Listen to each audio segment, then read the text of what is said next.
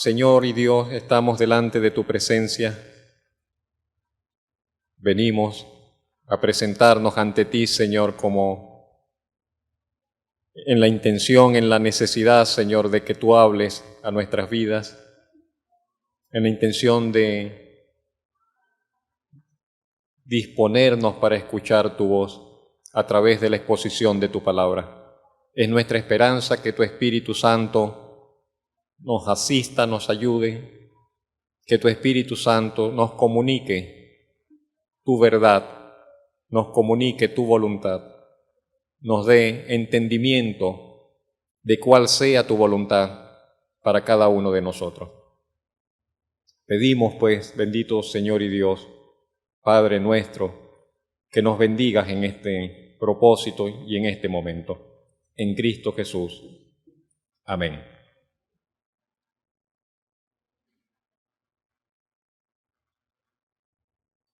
Hay muchas maneras de intentarnos acercar al tema de la paternidad, una experiencia que nos es familiar a todos, de una u otra manera, que nos es común a todos, sea que nuestros padres hayan estado presentes o haya sido la experiencia nuestra la de tener padres ausentes, pero la paternidad es una realidad de la cual todos participamos. Una idea de Dios, por cierto, una idea del Señor. Y yo quisiera invitarle a que en esta oportunidad reflexionásemos acerca de Dios como nuestro Padre. Dios, nuestro gran Padre Dios. ¿Sabe? Lo más seguro es que cada uno de nosotros, la mayoría de la gente hoy, en estos tiempos nuestros, se sienta muy cómodo con la idea, con el poder llamar a Dios Padre y de decir Dios es mi Padre. Y algunos se sienten tan cómodos que inclusive van más allá, le dicen papacito, papaíto. O sea, esa forma de referirse a Dios nos resulta muy familiar, muy como que natural. Pero yo quería comenzar diciéndoles que en tiempos anteriores eso era algo muy extraño.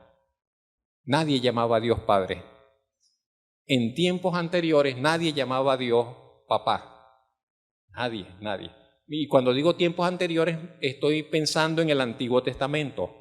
Estoy pensando en todo lo que la Biblia registra desde Génesis hasta el último libro del Antiguo Testamento.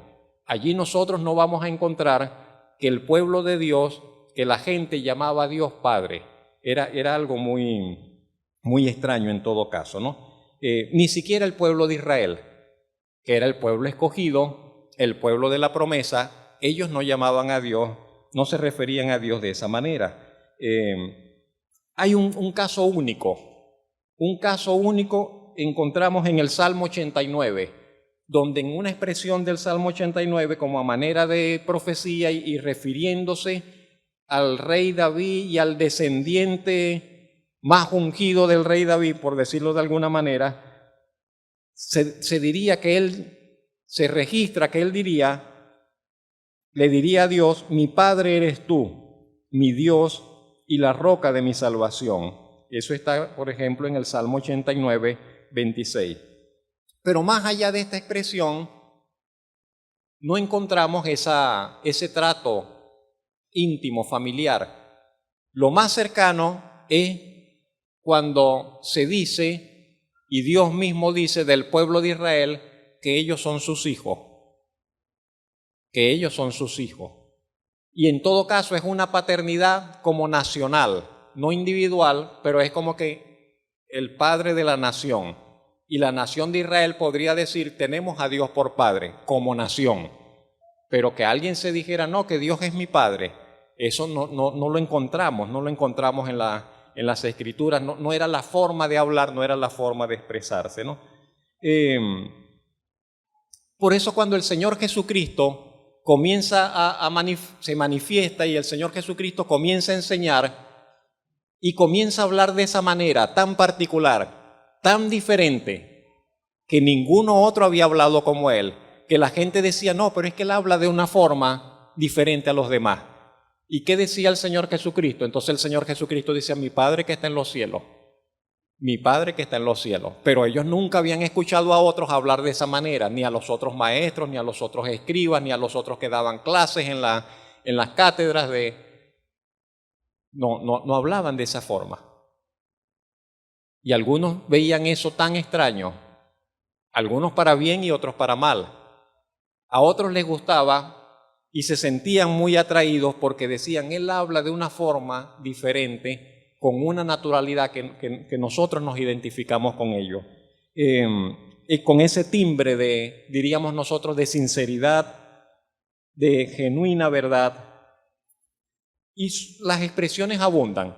Solamente las voy a mencionar, más no las vamos a leer, no le vamos a dar lectura. Por ejemplo, en Mateo 5, 16, 45, 48, Mateo 6, 1, 6, 4, 6, 8, 14 al 18, abundan por los evangelios, donde el Señor Jesucristo habla de Dios como su Padre, pero no solo eso, sino que entonces se lo presenta al oyente, se lo presenta al pueblo, también como el Padre de ellos. Y dice, vuestro Padre que está en los cielos. Ustedes hagan esto, hagan aquello, porque vuestro Padre que está en los cielos. Y entonces establece como una nueva imagen, una nueva visión para ver a Dios. Ya no como el Dios extraño, como el Dios ajeno, como el Dios distante. No, es mi Padre. Dios mi Padre, nuestro Padre que está en los cielos. Le decía que a algunas personas les chocaba esta forma de hablar del Señor Jesucristo. Era una de las cosas que más detestaban los que adversaban al Señor Jesucristo. Y parafraseando sus expresiones, era como que si ellos dijesen, ese maestro, ese Jesús, es un fanfarrón. Nosotros diríamos, es un aguajero, si es echón, y que hijo de Dios, que es quien se cree, que nosotros no sabemos quién era la mamá de él, que nosotros no sabemos quién se dice, quién sabe que sería el papá de él, y que viene a decir y que su padre es Dios. Y así se lo decían. Y así, ¿quién se cree él que dice que su padre es Dios? Por ejemplo, la cita está, si está tomando nota, si la va a buscar luego, en Juan 5:18. Están esos comentarios acerca de él, de parte de sus enemigos. Y en Juan 6:42.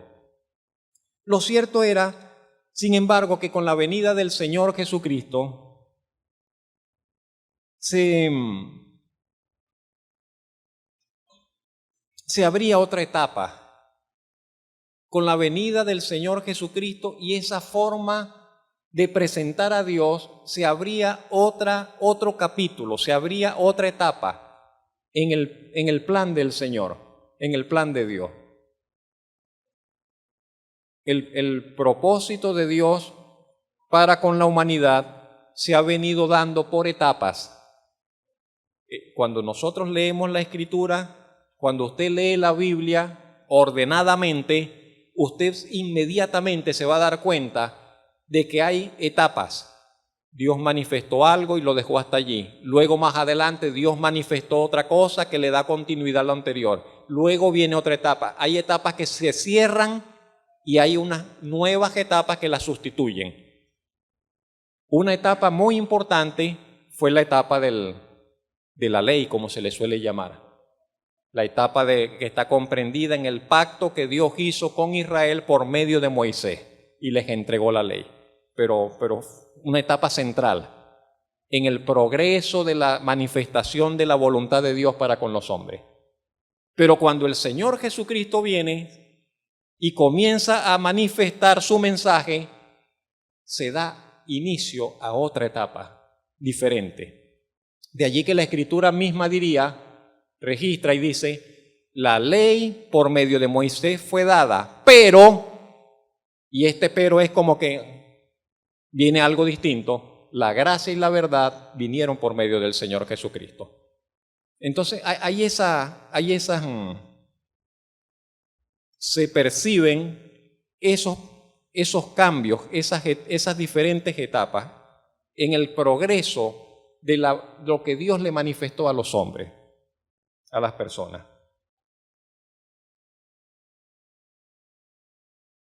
Con el Señor Jesucristo, entonces, inicia una etapa en la cual Dios va a permitir algo que antes no permitió, y es que las personas puedan acercarse a Él y puedan llegarle a tener por Padre. Imagínese. Y yo quisiera que usted hiciera un pequeño esfuerzo en tratar de entender esto, en tratar de comprender esto. Porque en cierta forma lo que le estoy diciendo es que cualquiera de las personas que usted tome del Antiguo Testamento, hombres de fe, mujeres de fe, ellos no podían ver a Dios como su Padre. Para ellos era el Dios altísimo, el Dios severo, el Dios exigente, el Dios celoso, el Dios bueno, el Dios grande, el Dios poderoso, el Dios santo, pero es Él, no nuestro Padre, no mi Padre. El Dios que me ayuda, el Dios que me socorre, pero hay cierta distancia siempre, hay cierta distancia que guardar. Entonces que el Señor Jesucristo haya venido y haya quitado esa distancia, quitado esa separación, quitado aquello que nos impedía, pero no solo eso, sino que entonces nos manifieste, no, que el Dios eterno dice ahora, les envía a decir que quiere adoptarlos por hijos, que quiere adoptarlos por hijos, que quiere tomarlos por hijos. Más o menos de esa forma se podría expresar. Una nueva etapa que contemplaba que los hombres llegasen a ser hijos del Dios eterno, del Dios todopoderoso. No solo era que podrían acercarse a la verdad, no solo era que podrían acercarse a la justicia y alcanzar perdón o entrar en una relación formal con Dios bajo la forma de un pacto oficial. Ya esas cosas eran más familiares para ellos. Pero no era eso. Se trataba de algo diferente. Se trataba de algo diferente. La Biblia dice en Hebreos 8:6 que se trataba de un pacto mejor. Y alguien dirá, pero el primer pacto lo hizo Dios con Moisés. Sí. Pero luego Dios hizo un pacto, dice la Escritura, mejor. ¿Qué cosa? Dios hizo un pacto mejor, pero Dios había dado muy excelentes promesas, grandísimas, maravillosas promesas en el antiguo tiempo. Y dice la Biblia en ese mismo texto de Hebreos 8:6, sí, pero Dios después trajo mejores promesas. Imagínense. Entonces dice, Dios hizo un pacto mejor, establecido sobre mejores promesas, mejores que las que les ofreció a los hombres y mujeres de fe del antiguo tiempo. Mejores promesas y un mejor pacto. Hebreos 8:6. De manera que desde que el Señor Jesucristo entró en la esfera de la historia, se nos está invitando a participar del más grande propósito que Dios ha establecido para con los hombres, para con criatura alguna. Tendríamos que decir para con criatura alguna, porque aquello en lo cual se nos ha invitado a participar por medio del Señor Jesucristo es algo que a los ángeles no se les concedió.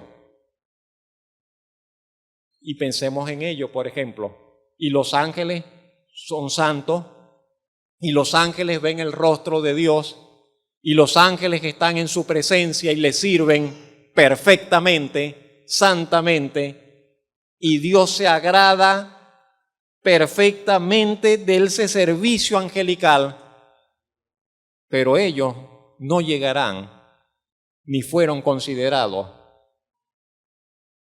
para que viniesen a ser hijos de Dios.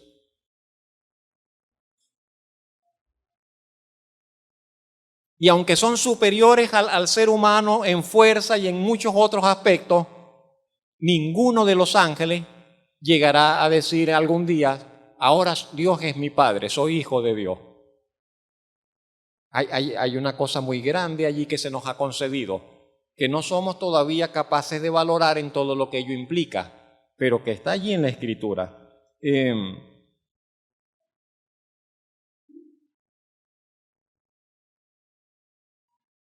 En este tema, hermanos y amigos que escuchan, la Escritura es clara y dogmáticamente firme. Si alguien pensaba, no, pero es que Dios siempre ha tenido muchos hijos, no. La Escritura dice uno solo, un solo hijo, el Señor Jesucristo. Un solo hijo, el Señor Jesucristo.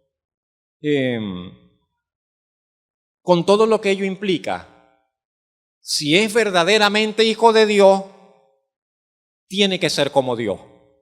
Eso es todo. A eso nos lleva, a esa conclusión nos lleva la afirmación de que Jesús es el Hijo de Dios. Quiere decir que si Él es el Hijo de Dios, Él es como su Padre. Y si su Padre es todopoderoso, el Hijo también tiene que ser todopoderoso. Y si su Padre es eterno, el Hijo también tiene que ser eterno. Y si su Padre es el Santo de los santos, entonces el Hijo también es el Santo de los santos. Tiene que compartir la misma sustancia del Padre, si es su Hijo, en todos los sentidos. No puede ser inferior a Él, no puede ser menor a Él, tiene que ser igual. La misma esencia, la misma sustancia. Y ese fue el gran debate de la iglesia en épocas pasadas, porque algunos decían, no, pero Él es un poco menos, no, pero Él es más pequeño, no, pero Él no es como... No, es que tiene que ser igual, tiene que ser igual al Padre. Como igual es el Espíritu Santo, igual en gloria, igual en santidad, igual en magnificencia, igual en eternidad, igual en poder. De allí la importancia de la palabra encarnación para el Señor Jesucristo, que no dice nacimiento solamente, encarnación.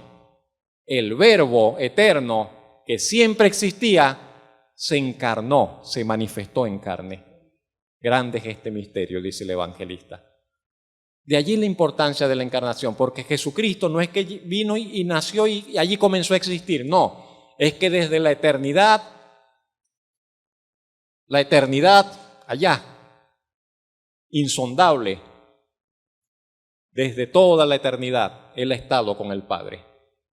Pero en estos postreros tiempos, en estas últimas etapas del propósito de Dios para con la humanidad, ese Hijo eterno se hizo humano. Y usted conoce toda la historia, es la historia del Evangelio. El todopoderoso Hijo de Dios, Jesucristo, el Santo de Dios, el Salvador de los pecadores, aquel ante quien todos los ángeles del cielo se postran, porque sabe que todos los ángeles del cielo se postran delante del Señor Jesucristo. Se postran para adorarle, se postran jubilosos, se postran gozosos para rendirle y tributarle la adoración que solamente Él merece. Ese Señor Jesucristo fue el que se encarnó. Bendito sea su nombre. En Hebreos capítulo 1, versos 5 y 6, permítame leer esta cita solamente, se nos dice: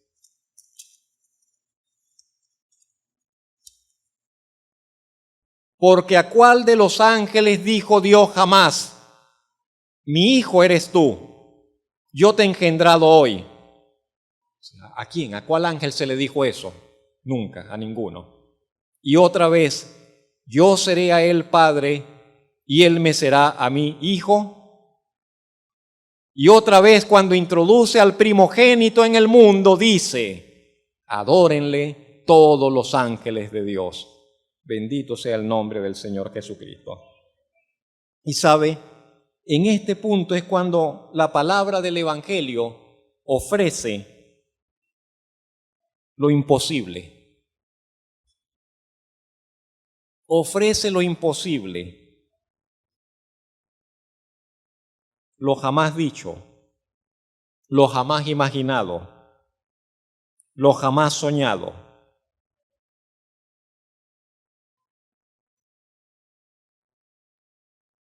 Porque alguien podría decir, tal vez los ángeles estaban más cerca de ese propósito. Seres espirituales, seres de luz, criaturas santas, que están acostumbradas a ver a Dios desde que surgieron a la existencia, de verle así, sin velo, de verle así, sin impedimento, de ver el rostro de Dios. ¿Sí me explico? Tal vez ellos estaban más cerca. Que si alguien dice, vamos a buscar si Dios, hablando tan coloquialmente, sin pretender faltar el respeto al Señor, si Dios estuviese buscando candidatos para hijos, tal vez los ángeles estaban más cerca a llenar los requisitos. Pero Dios vino a buscar hijos aquí. Dios vino a buscar hijos acá. Solamente a Él se le pudo haber ocurrido pensar en una raza, la humanidad, pensar en una raza arruinada por el pecado y destituida de la gloria de Dios. Tenemos un grave problema en nuestro tiempo. Por todos lados nos quieren inflar el ego. Por todos lados nos dicen que somos grandes. Por todos lados nos dicen que somos muy valiosos. Por todos lados nos dicen que estamos hechos para cosas grandes.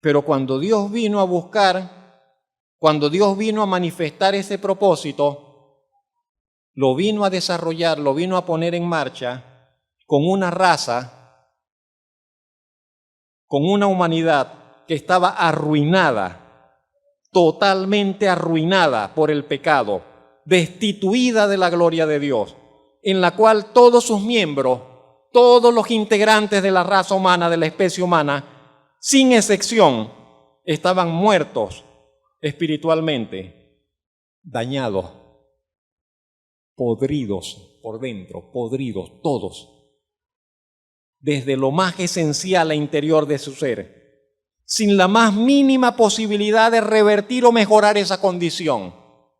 ¿Sabe que no hay manera de que el hombre se supere a sí mismo moralmente, espiritualmente en su condición de pecador? Imposible, absolutamente imposible. Porque si fuese posible, la muerte de Cristo en la cruz, su sacrificio sería un sinsentido.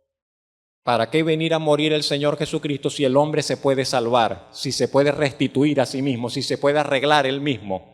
Si poniendo de su parte y poniendo voluntad y poniendo esfuerzo se puede hacer mejor, ¿para qué entonces vino el Señor Jesucristo? Pero la realidad de la obra, de la muerte del Señor Jesucristo nos dice es imposible que la persona, quien quiera que sea, se mejore a sí mismo de tal forma que pueda resultar agradable a Dios. La humanidad quedó arruinada por la entrada del pecado.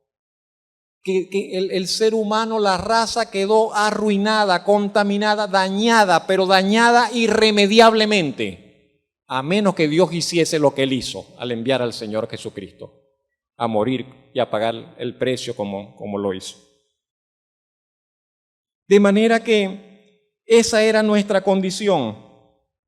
¿Y quién podría imaginar que de ese océano, porque es un gran océano de miseria que somos nosotros, la humanidad en su conjunto, Dios podría haberse trazado un plan para hacerse de hijos santos, de hijos puros, dignos, semejantes al Señor Jesucristo?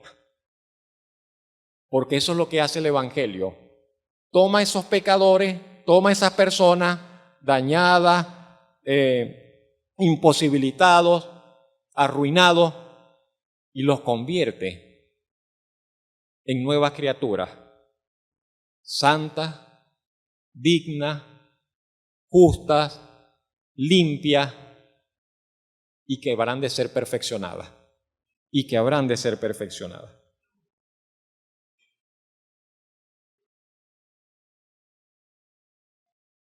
En Gálatas 4, del 4 al 6, el apóstol dice lo siguiente: así también nosotros, dice en el 3 que estábamos en esclavitud, y en el 4 dice, pero cuando vino el cumplimiento del tiempo, Dios envió a su Hijo. El cumplimiento del tiempo, del otro propósito, de la otra etapa del propósito de Dios.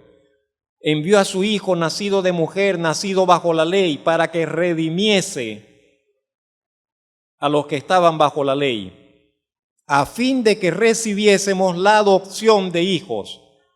Y por cuanto sois hijos, Dios envió a vuestros corazones el Espíritu de su Hijo, el cual clama a través de nosotros, Abba, Padre.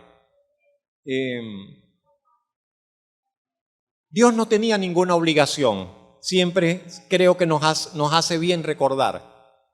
Dios no está obligado a salvar a nadie.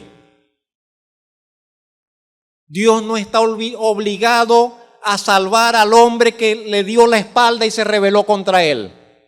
Dios no estaba obligado a perdonar. Dios no estaba obligado a dar segundas oportunidades. No.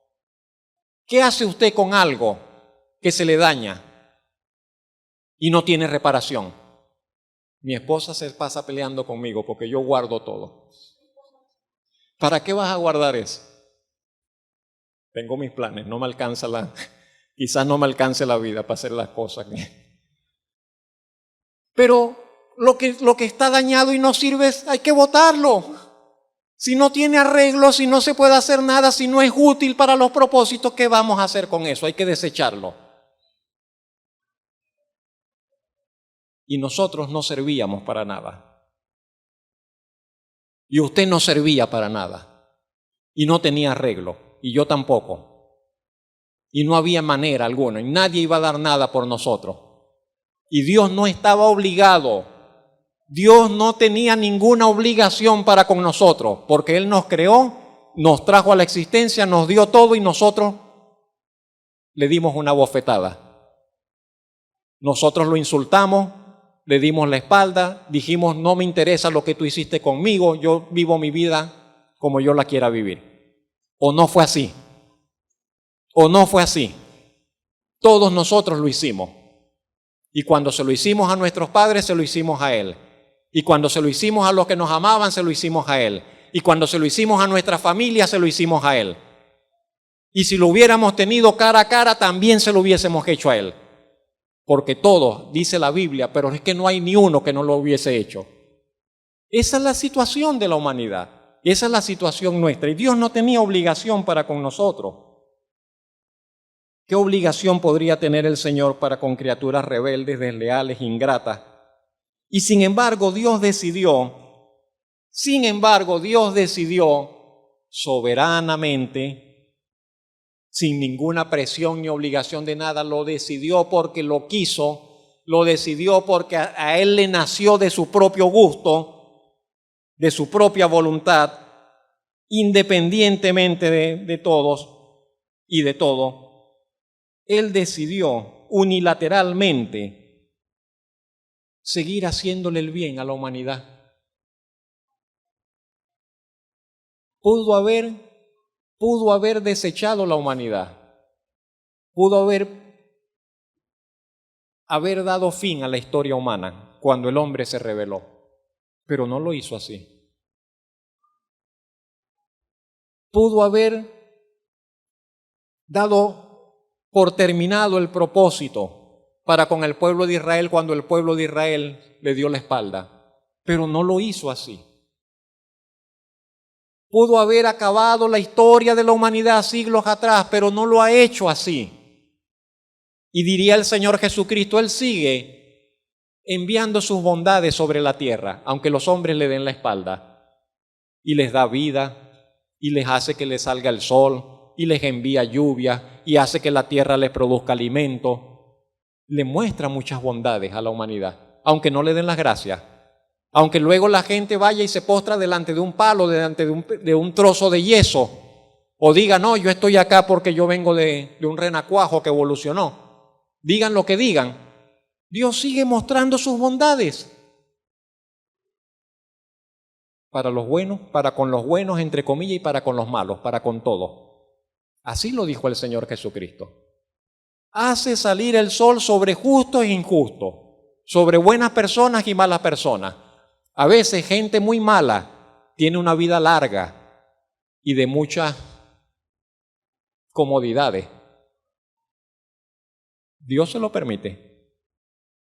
A veces gente muy honrada, gente muy valiosa, tiene una vida muy sufrida y hasta corta.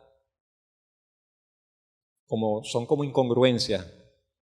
Pero recuerde siempre que esas incongruencias se deben a la decisión que tomaron las cabezas de casa, Adán y Eva.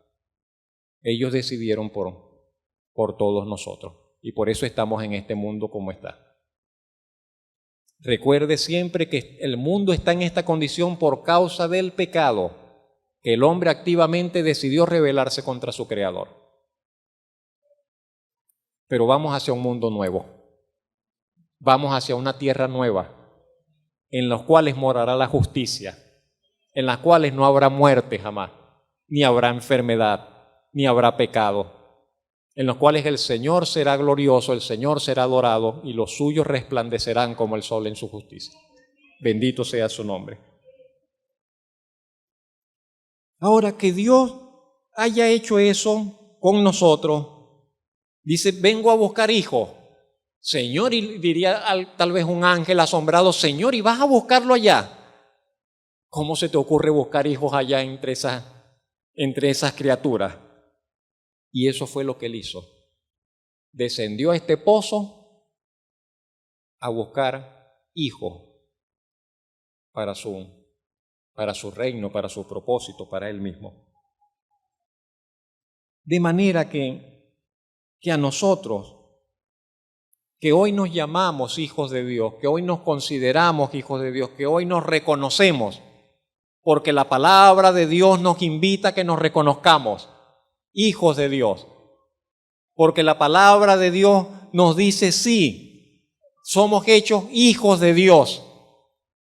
De manera que nosotros ante esta realidad lo menos que tenemos que reconocer es que se nos ha dado un privilegio demasiado extraordinario, un privilegio demasiado grande.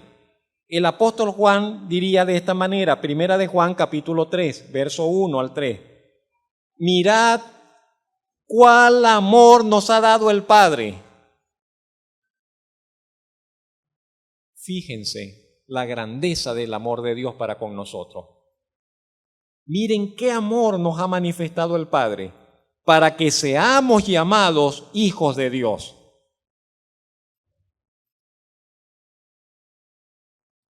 Amados, ahora somos hijos de Dios.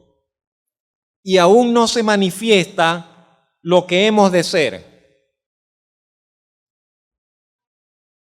Y alguien dirá, es hijo de Dios, pero yo lo veo igual al otro. Esa mujer es una hija de Dios, pero yo la veo igualita a las demás. Sí, hoy lo ves igual.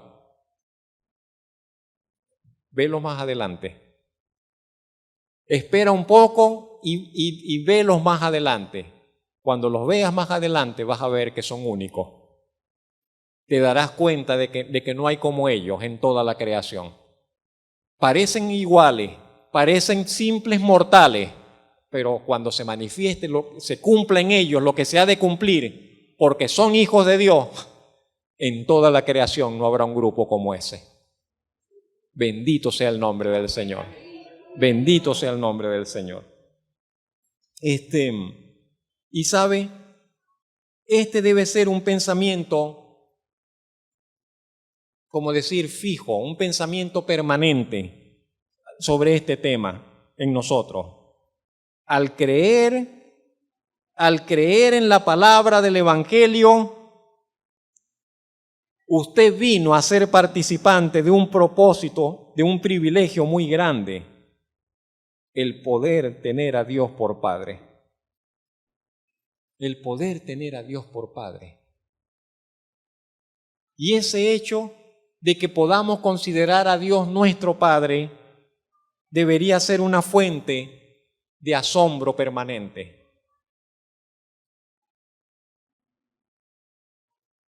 Yo sé que vivimos tiempos muy malos, usted lo sabe también. Tiempos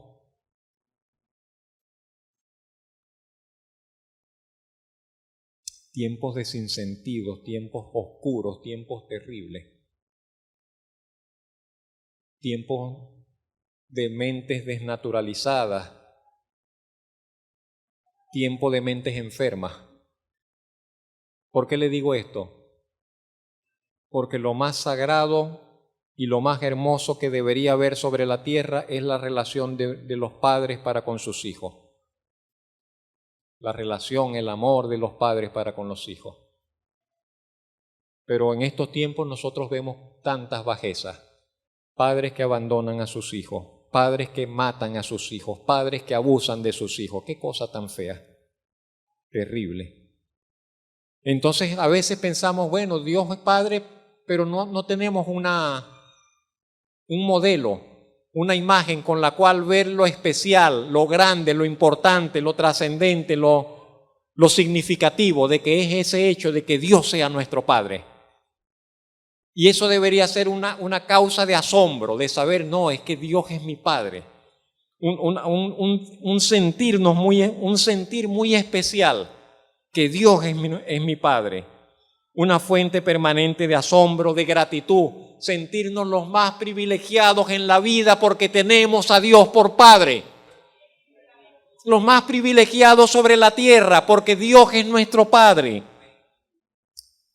Eso debería producir en nosotros una disposición para alabarle, para adorarle, para servirle en amor cada día de nuestras vidas, porque Él es nuestro Padre. Tenemos un verdadero y auténtico Padre en Dios el Señor. No es un Padre imaginario. No se nos pide, imagínese que Dios es su Padre. No se nos pide que lo imaginemos. No es un Padre imaginario, no es un ejercicio de la imaginación. Se nos dice, es una realidad que debes creer, que debes aceptar, de la cual te debes convencer y que debe afectar toda tu manera de ver la vida. Que Dios es tu Padre, que el Señor es nuestro Padre. La paternidad de Dios es una realidad que aunque todavía no logremos percibir con toda claridad, sin embargo, su paternidad es una influencia decisiva y determinante sobre nuestra vida, para nuestro presente y para nuestro futuro. Para nuestro presente y para nuestro futuro. Porque aunque usted y yo, como hijos de Dios, no supiésemos desempeñar cabalmente nuestro rol como hijos de Dios, porque los hijos también tienen obligaciones, porque los hijos también tienen una posición que asumir, y pudiese ser que nosotros como hijos de Dios no asumamos nuestro rol privilegiado de hijos de Dios. Pero aunque así fuese, ¿sabe? Dios sí asume su rol de padre para con cada uno de sus hijos. Y aunque sus hijos no asuman sus responsabilidades, Dios sí las tiene presentes, las de Él, y no faltará ninguna de ellas. ¿Sabe? Independientemente de nosotros, Él siempre será el Padre sin igual que Él es. Él no podría ser de otra forma. Eso iría en contra de su naturaleza. Dios es como es, y Él como Padre solamente puede ser como Él es. Un Padre perfecto, un Padre atento, un Padre amoroso, un Padre protector, un Padre proveedor, un Padre siempre disponible y accesible, un Padre comprensivo, un Padre activo para dirigir y para enseñar, un Padre oportuno y sabio para corregir y disciplinar, un Padre que abunda en consolación, en restauración. Un padre también exigente, porque sí lo es. Un padre celoso, porque todo el que ama es celoso en cierta forma para con lo suyo. Estas y muchas otras actividades de Dios como Padre, podríamos extendernos todo lo que Dios hace como Padre, todo lo que significa de que Dios sea nuestro Padre. Podríamos largamente hablar, intentar acercarnos a ello. Pero permítame presentar un pequeño resumen de algunas actividades. Y solamente voy a mencionar la cita, no daremos lectura a la cita. Dios es un Padre, hermanos y hermanas, amigos. Dios es un Padre que ama a todos sus hijos, sin distinciones ni preferencias. Sabe que Él ama a todos sus hijos, sin excepción y sin preferencia. No tiene hijos preferidos. A veces nosotros cometemos esa torpeza de manifestar preferencias por algún hijo. Pero Dios no. Él no tiene hijos preferidos ni consentidos, pero Él los ama a todos sin distinciones ni preferencias. Es un Padre que ama a todos sus hijos. Es un Padre que hace provisión suficiente y oportuna para las necesidades de sus hijos.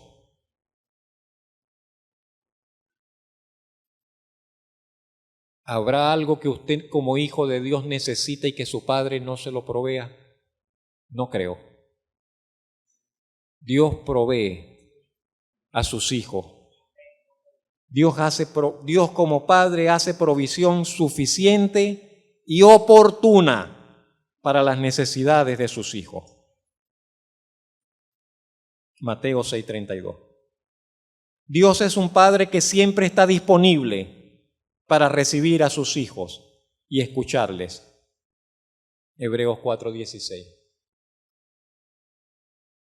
Cada vez que un hijo de Dios se acerca y le dice, Padre, necesito hablar con usted.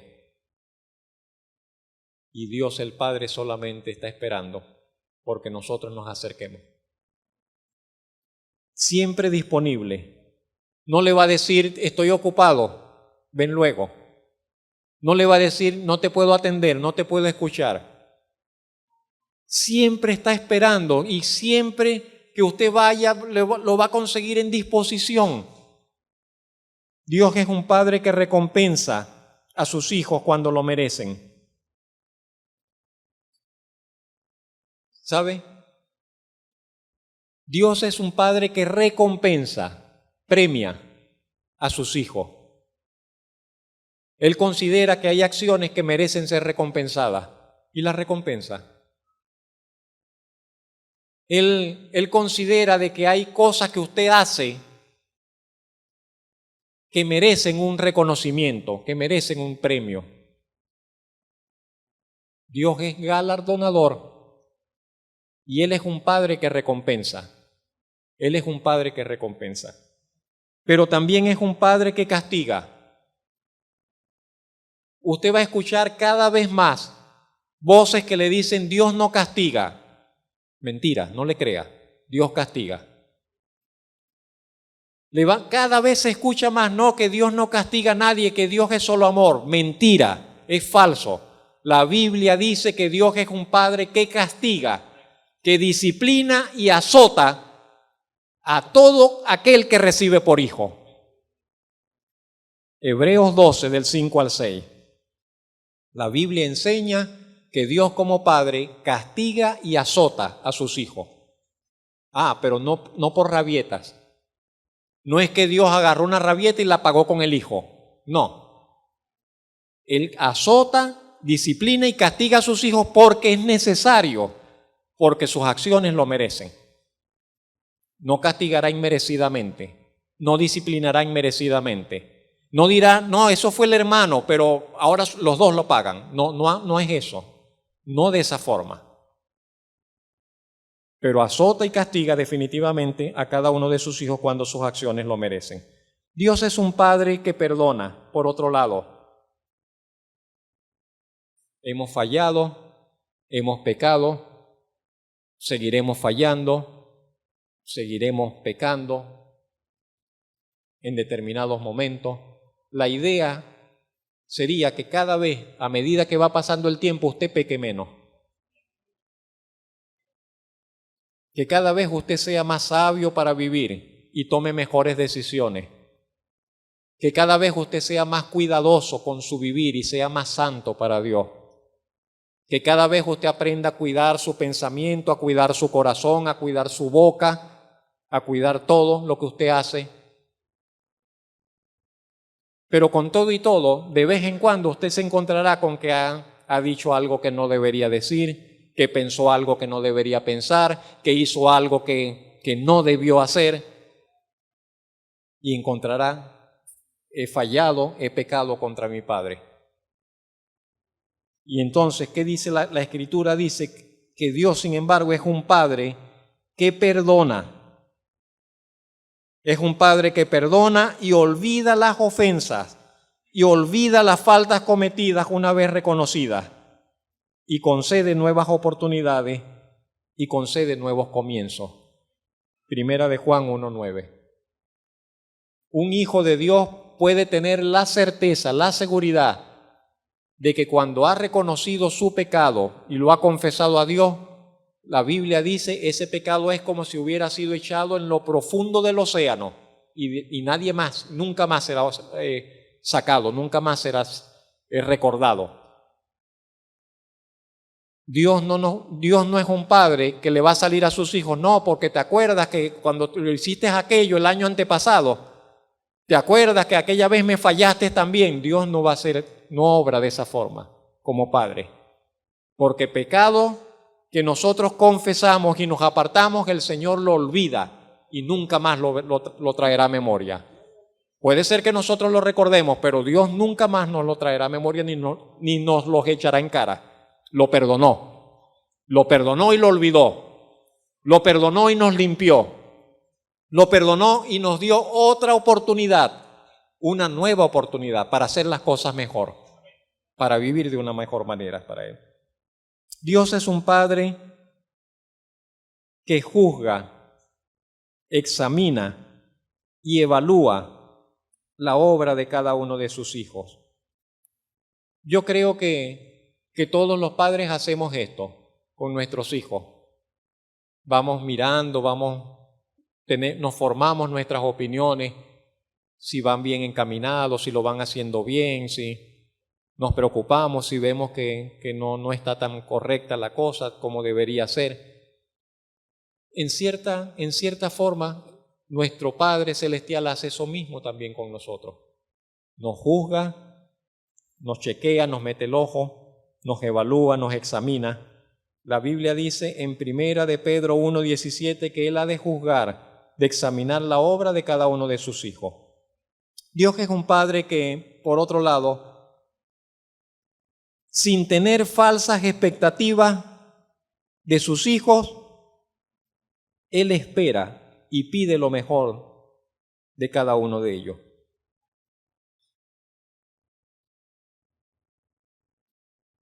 Efesios 5:2. Usted puede tener la seguridad. ¿Qué espera su Padre Celestial de usted? Que usted dé lo mejor. Que usted dé lo mejor de lo que usted es capaz. No que usted se esté comparando con otro. No de que usted se entre en competencia con otro. Pero que usted dé lo mejor de usted para Él. Lo mejor. Eso espera el Señor como Padre de cada uno de nosotros. Que demos lo mejor.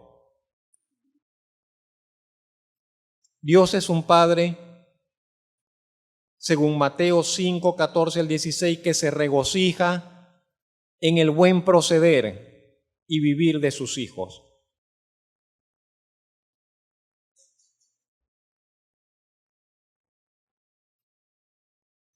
Se alegra el Señor,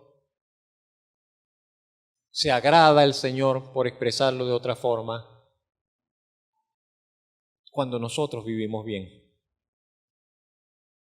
cuando nosotros vivimos bien para Él, limpiamente, santamente, provechosa, productivamente, laboriosamente, cuando respondemos a su propósito, cuando respondemos a su voluntad. Dios es un Padre que desea ser imitado por sus hijos. Mire usted el modelo de su Padre Celestial y diga, yo quiero parecerme a mi Padre Celestial. Yo quiero parecerme a mi Padre Celestial.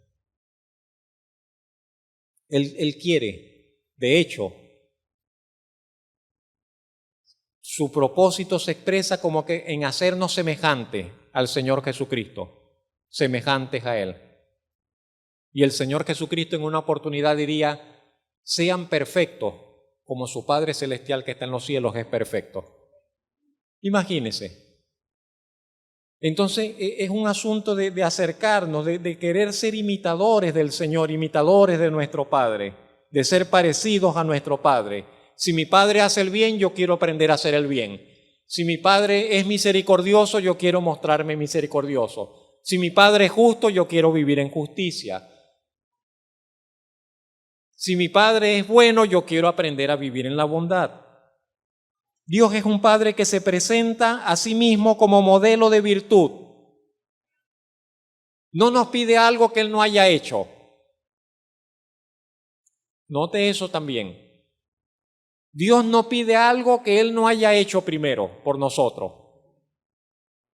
No se nos pide algo en lo cual Él no nos haya dado el ejemplo.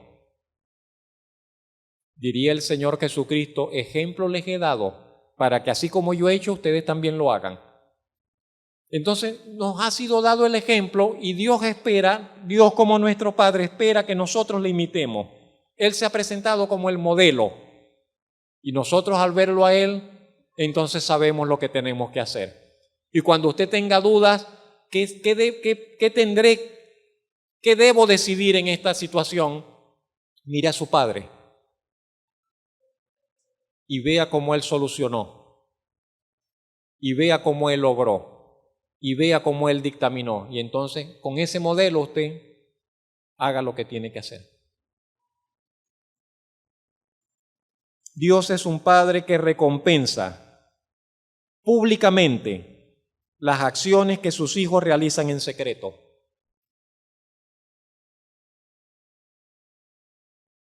Hay cosas que los hijos del Señor hacen bajo perfil. Cosas buenas, quiero decir. Hay acciones que los hijos de Dios hacen y no quieren que nadie las sepa. No lo hacen para ser visto de la gente, lo hacen para el Señor.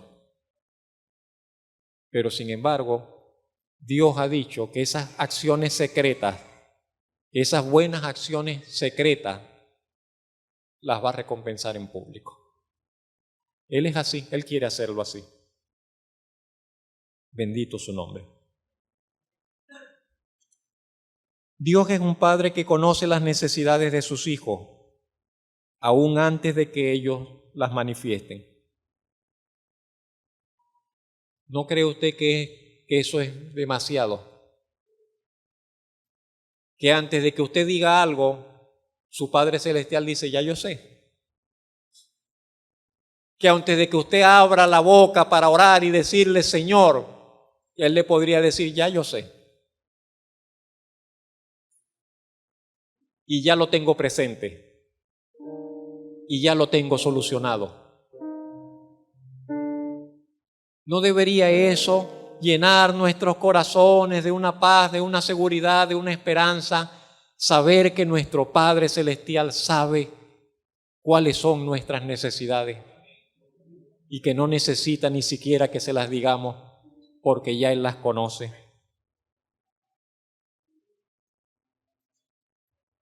Dios es un Padre que se deleita cuando sus hijos manifiestan un corazón perdonador. Por la vida nosotros vamos como en una guerra. Y esos son flechas y lanzas y perdigones de distintos lugares. O aprendemos a perdonar o nos amargamos. O aprendemos a perdonar o nos enfermamos. O aprendemos a perdonar o nos volvemos agrios.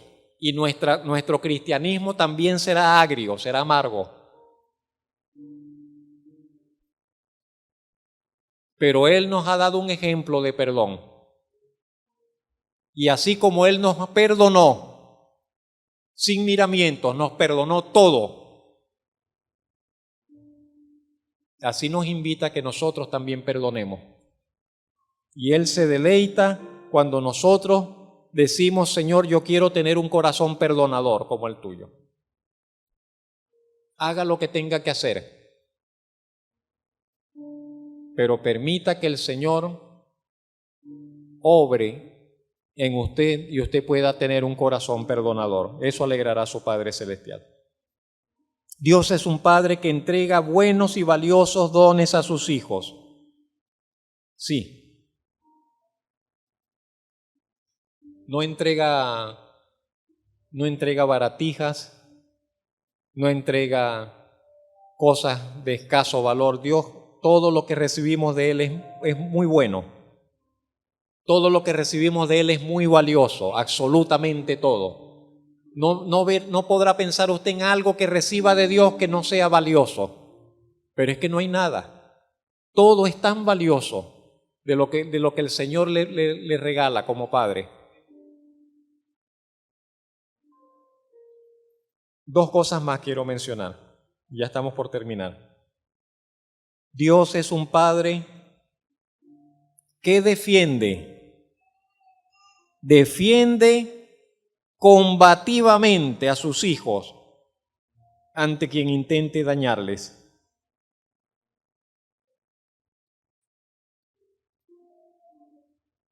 No piense usted que está desprotegido. No crea usted que está desprotegido. No crea usted que está como a la intemperie. No creas nunca, no crea eso.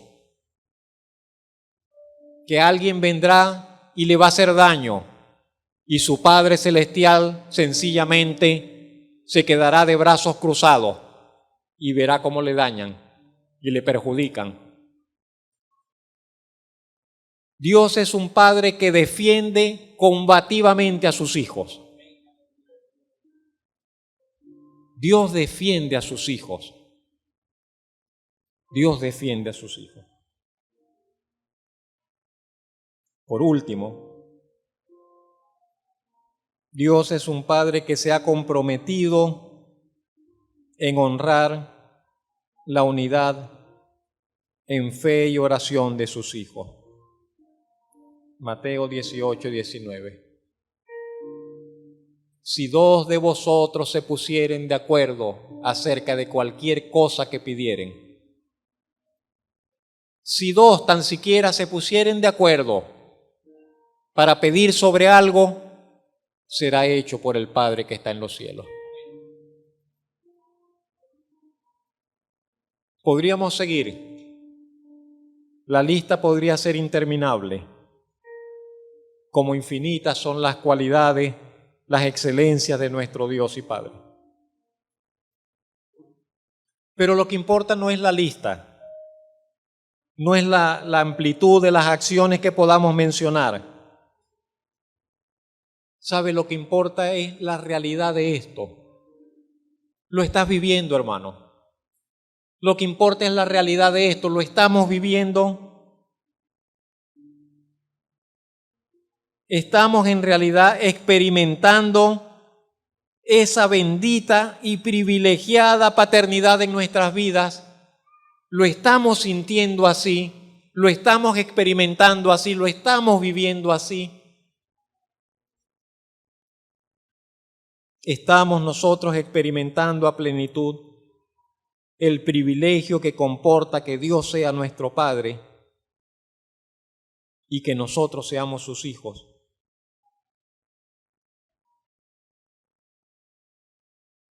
Dios es el Padre que todos necesitamos en nuestro andar por la vida. No porque seamos niños, no, sino porque Él, quien es el Dios que nos creó y nos trajo a la existencia, decidió adoptarnos como hijos suyos para nuestro gozo y bienestar eterno. Si nosotros aceptamos por nuestra parte su paternidad según las cláusulas del Evangelio. Mi invitación es a que avances. Mi invitación es a que avancemos hacia Él. Que avancemos en fe, en lo que su palabra afirma. Que avancemos en disposición de voluntad para aprender a escucharle. Que avancemos en humildad para reconocer que necesitamos ser transformados por Él. Que avancemos en esperanza de que en Él podemos pensar siempre en el mañana.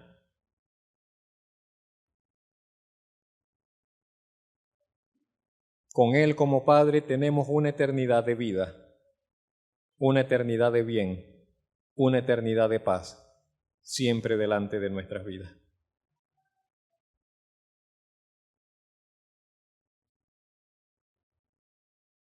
¿Qué hace usted con un Padre tan extraordinario?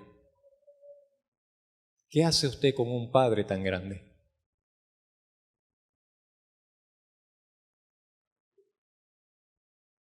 Regocíjese. Regocíjese en ese privilegio. Adéntrese en eso. Adéntrese en esa realidad. Pase tiempo con su Padre Celestial. Alégrese en su presencia, aprenda a disfrutar de la presencia de su Padre, aprenda a tener comunión con su Padre Celestial. Dígale, háblele, ámele y déjese amar, y déjese amar también.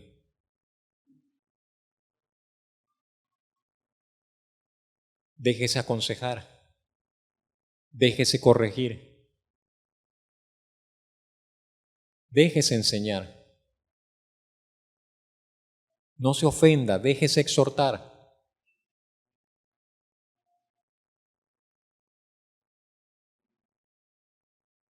Nadie le ama como su Padre Celestial. Nadie le ama, nadie le amará. No va a conseguir otro amor más grande que ese, ni mejor que ese. Acérquese a su Padre Celestial cada vez más. Siempre lo va a conseguir dispuesto. Pero siempre, siempre lo va a conseguir dispuesto. Bendito Señor, gracias por este privilegio tan maravilloso que apenas podemos sondear, apenas podemos imaginar, apenas podemos vislumbrar, por el cual nos concedes que podamos llamarte Padre, por el cual nos concedes, Señor, que podamos reconocernos como hijos tuyos, verdaderos hijos tuyos, por haber sido lavados en la sangre del Señor Jesucristo, por haber sido justificados y reconciliados contigo, oh Padre Celestial, por la muerte de nuestro Señor y Salvador. Gracias por mostrarte, Señor, paciente, amoroso, constante. Gracias por insistir y no dejarnos, Señor, a la deriva, no dejarnos, Señor, a un lado. Gracias por llamar nuestra atención. Gracias por perdonar nuestros pecados. Gracias por ser pacientes, Señor, ante nuestras incongruencias, ante nuestras faltas, ante nuestras rebeldías, Señor. Gracias, bendito Padre Celestial, por haber tomado esa decisión independientemente de nosotros, por habernos escogido, por haber descendido, Señor, al pozo donde nos encontrábamos. Gracias, bendito Padre Celestial, por haber bajado a mostrar, Señor, salvación, redención, y a tomar hijos, Señor, para llevarlos a las glorias. Gracias por habernos dado una esperanza de alcances eternos.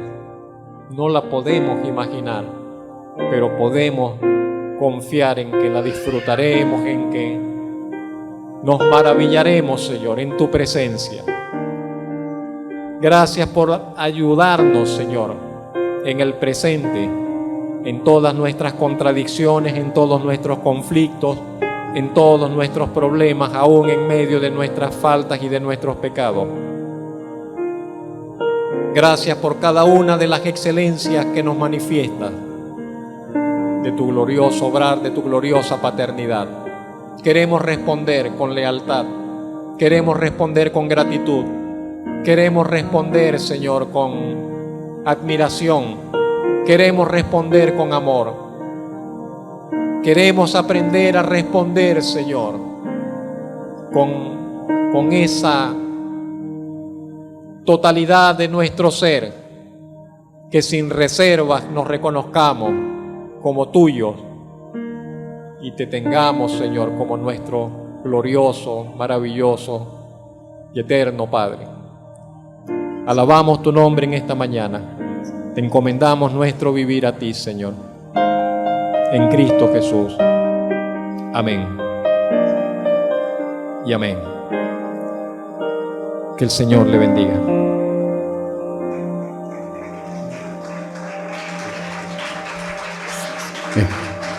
Estás conmigo desde antes de verme nacer. Tu palabra me hizo saber que las cosas tan hermosas que creaste para mí,